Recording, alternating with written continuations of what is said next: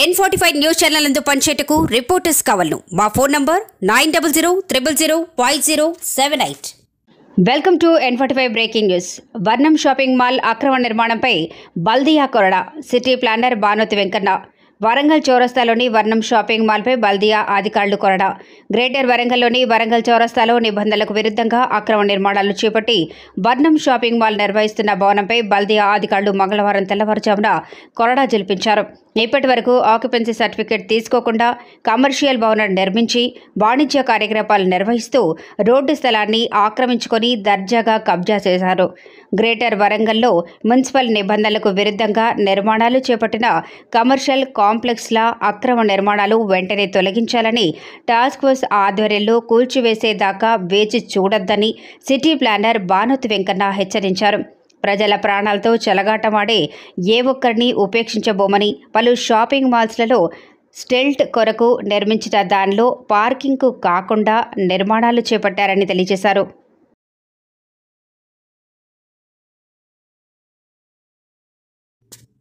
N45 news channel నందు పనిచేటకు reporters కావాలను మా phone number 9000005078. Welcome to N45 news. Nuguru Venkatapuram Ayodhya Rama మందిరంలో ఘనంగా ప్రతిష్ఠ విజయోత్సవ ర్యాలీ. ములుగు జిల్లా నూగూరు వెంకటాపురం మండల కేంద్రంలో గల అయోధ్యలో రామ మందిరం ప్రాణ ప్రతిష్ఠ జరుగుతున్న సందర్భంగా విజయోత్సవాన స్వాభిమాన్ శోభాయాత్ర ఘనంగా నిర్వహించారు. ర్యాలీలో భాగంగా స్థానిక ప్రముఖులు, హైకోర్టు, సుప్రీంకోర్టు న్యాయవాది పిట్టా శ్రీనివాస్ రెడ్డి, ఆర్యవైశ్య సంఘం నాయకులు, అధిక సంఖ్యలో మహిళలు పాల్గొన్నారు. శ్రీరామ జన్మభూమి తీర్థక్షేత్ర ట్రస్ట్, ఛత్రపతి శివాజీ యూత్ రామ జన్మభూమి తీర్థయాత్ర, ప్రముఖ తెలుగు దినపత్రిక పాత్రికేయులు, రామ్ భక్తులు సంయుక్త ఆధ్వర్యంలో శ్రీరామ జయరామ జయ జయరామ రామనాథంతో మారుమోగిన వెంకటాపురం వీధులు. కనకదుర్గమ్మ గుడి నుండి ర్యాలీ వెంకటాపురం శివాలయం మీదుగా శ్రీ పద్మావతి అలివేలు మంగ వెంకటేశ్వర స్వామి దేవాలయం వరకు ర్యాలీ నిర్వహించడం జరిగింది. గుడిలో పలు గ్రామ ప్రజలు, మహిళలు అధిక సంఖ్యలో పాల్గొని రామనామ జపంతో మారుమోగింది. అనంతరం భక్తులకి అన్నదాన కార్యక్రమాలు నిర్వహించారు. కార్యక్రమంలో భక్తులు అధిక సంఖ్యలో పాల్గొని భక్తి పారవశ్యంతో కార్యక్రమాన్ని నిర్వహించారు.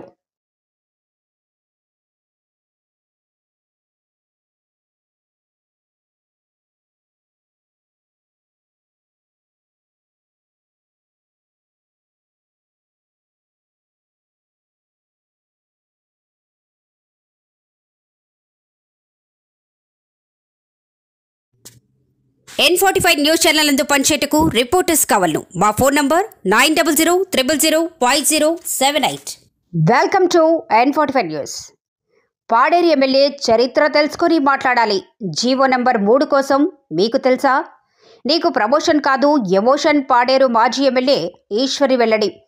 అల్లూరి సీతారామరాజు జిల్లా పాడేరు ఎమ్మెల్యే భాగ్యలక్ష్మి చరిత్ర తెలుసుకుని మాట్లాడాలని తెలుగుదేశం పార్టీ పాడేరు మాజీ MLA Telugu Desam party incharge Giddi Eswari తన నివాసంలో సోమవారం మీడియా సమావేశంలో మాట్లాడుతూ, ఎమ్మెల్యే భాగ్యలక్ష్మి నోటికి ఏది వస్తే అది మాట్లాడటం సరికాదని, జీవో నెంబర్ 3 తీసుకొచ్చిందే టీడీపీ ప్రభుత్వము అని ఆమె గుర్తు చేశారు. గిరిజన ప్రాంతంలో 100% ఉద్యోగాలు గిరిజనులకు ఇవ్వాలని జీవో తీసుకొచ్చి స్వర్గీయ ఎన్టీ రామారావు గిరిజనులకు ఎంతో న్యాయం చేశారని ఆమె కొనియాడారు. ఆనాడు ఏజెన్సీ ప్రాంతంలో 10వ తరగతి ఉత్తీర్ణులైనా లేకపోయినా గిరిజన విద్యార్థులకు ఉపాధ్యాయ ఉద్యోగాలు కల్పించారని, ఈ ఘనత అప్పటి తెలుగుదేశం ప్రభుత్వానికి దక్కుతుందని ఆమె పేర్కొన్నారు. అరకు కాఫీ ప్రపంచ దేశాలకు పరిచయం చేసిందే చంద్రబాబు నాయుడని ఆమె వెల్లడించారు. వైసీపీ ప్రభుత్వం పాలనలో ట్రైకర్ చైర్మన్ కుర్చీ తప్ప ఒక్క పైసా నిధులు ఇవ్వలేని దౌర్భాగ్యం ఈ రాష్ట్ర ప్రభుత్వమని ఆమె ఆవేదన వ్యక్తం చేశారు. గిరిజన ప్రాంతాల్లో అభివృద్ధి చేసిన ఘనత తెలుగుదేశం ప్రభుత్వాన్ని దక్కుతుందన్నారు. మీ ప్రభుత్వంలో కనీసం సీసీ రోడ్లైనా వేశారా అని ఆమె ప్రశ్నించారు. ఉన్న ఉద్యోగాలు తొలగించడం తప్ప నిరుద్యోగులకు ఒరిగేదేమీ లేదన్నారు. ఆర్థికంగా నిరుద్యోగ యువతకు దోహదపడలే తప్ప ద్రోహం చేయకూడదని ఆమె అభివర్ణించారు.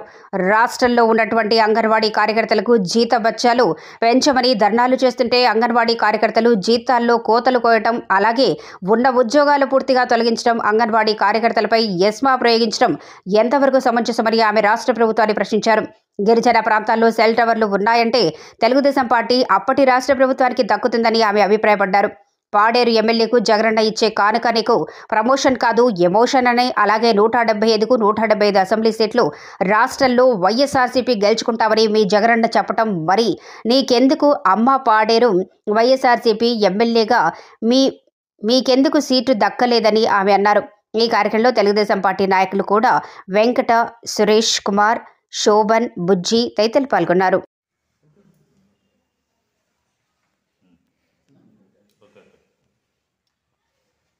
అందరికీ నమస్కారం. 20వ తారీఖున చంద్రబాబు నాయుడు గారు అరకు పార్లమెంటు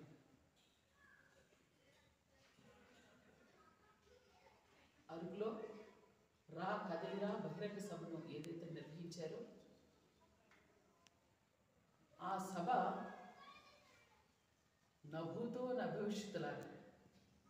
ఎందుకంటే గతంలో గిరిజన ప్రాంతాలలో గిరిజనులు ఈ ప్రాంతాలంతా వైఎస్ఆర్ కాంగ్రెస్ పార్టీకే మద్దతు పలుకుతున్నాయి. ఏ పార్టీ కూడా ఉండదు అనని విర్రవీగిపోతున్నటువంటి వైఎస్ఆర్ కాంగ్రెస్ పార్టీ నాయకులు కానీ కార్యకర్తలు కానీ ఏదైతే ఒక ఆలోచనలో ఉన్నారో,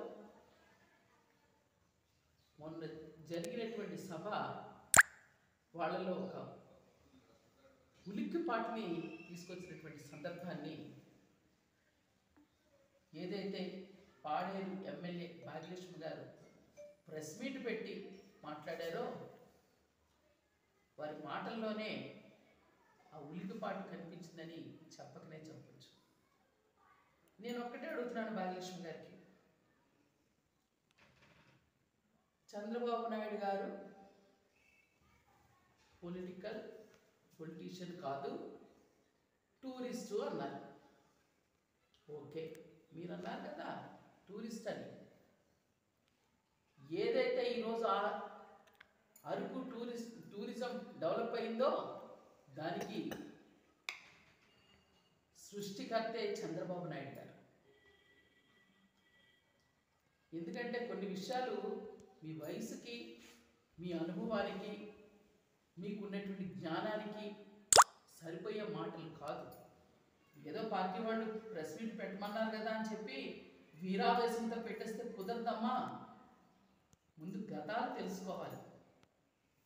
చంద్రబాబు నాయుడు గారు పొలిటీషియనా, పొలిటికల్ టూరిస్టా అనేది బహుశా అంటే నేను ఇలా మాట్లాడచ్చో లేదో కానీ మీ ఫాదర్ని అడుగుండి ఉంటే తెలిసి ఉండేది.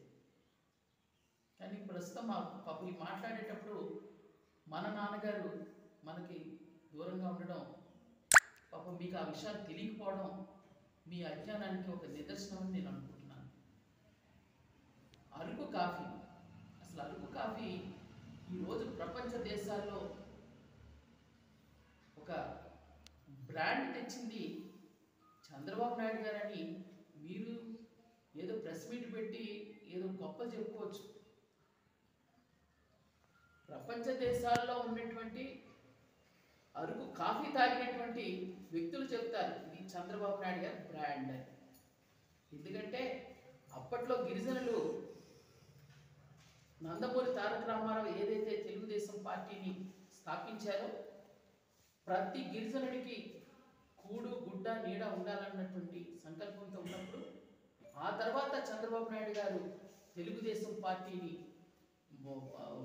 ఒక ముఖ్యమంత్రిగా వచ్చిన తర్వాత కూడు గుడ్డ నీడతో పాటు ప్రతి ఒక్క గిరిజనుడు ఉపాధి పొందాలి, దాని నుంచి సంపద సృష్టించుకోవాలన్నట్టు సంకల్పంతో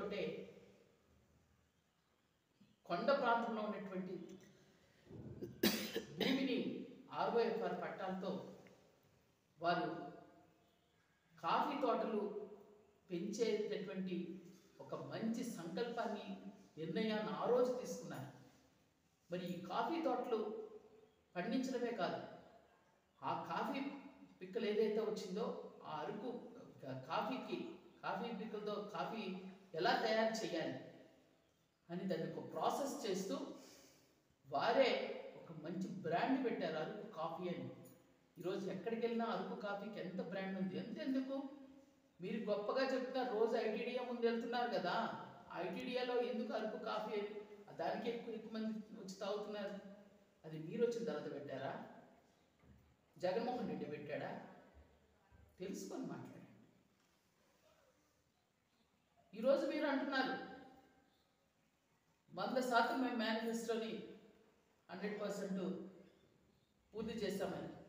మీకు ఛాలెంజ్ చేస్తున్నాను, మీ మేనిఫెస్టోలోనే ఉంది కదా నవరత్నాలు అనుకుంటూ, మద్యపాన నిషేధం కూడా దాంట్లో ఒక భాగం కదమ్మా. ఇమ్మీడియట్గా మొత్తం మద్యం షాపులను మూయించండి. మీ అన్న జగన్ అన్నే అన్నాడు కదా,